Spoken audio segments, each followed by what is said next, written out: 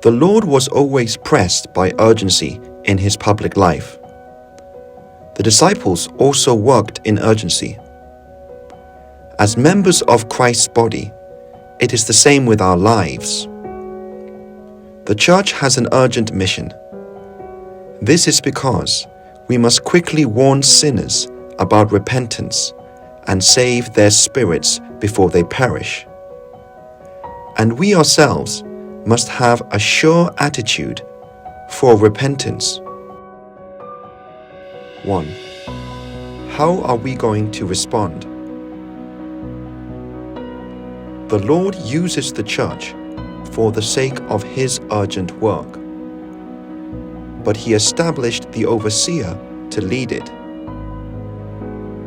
The work entrusted to the overseer is similar to warnings, but people are quickly divided into those who are worthy of being blessed and those who are not, depending on how they respond to these warnings. The Lord provides this device so that the church, already heavily burdened, will not be tied down by weariness, but run with haste. 2. What will happen?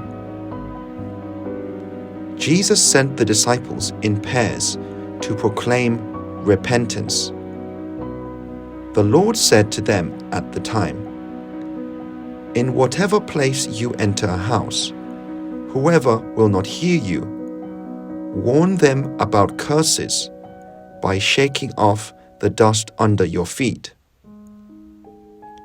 Each of us are houses where workers of the Lord must stay, for they proclaim warnings about repentance.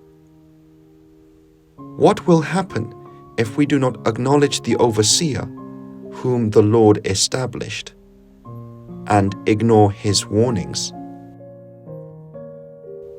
3. Who will you see him as? If the overseer becomes accustomed to being afraid of what people think and cannot carry out God's work, this is the same as the spiritual life of the church coming to an end.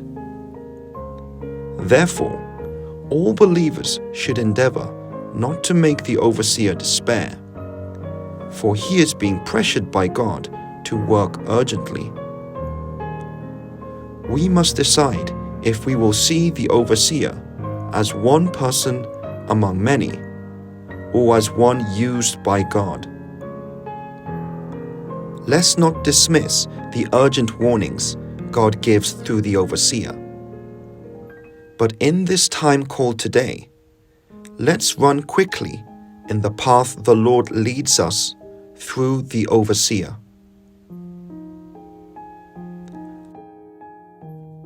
Overseer Sung-Hyun Kim. God's warning.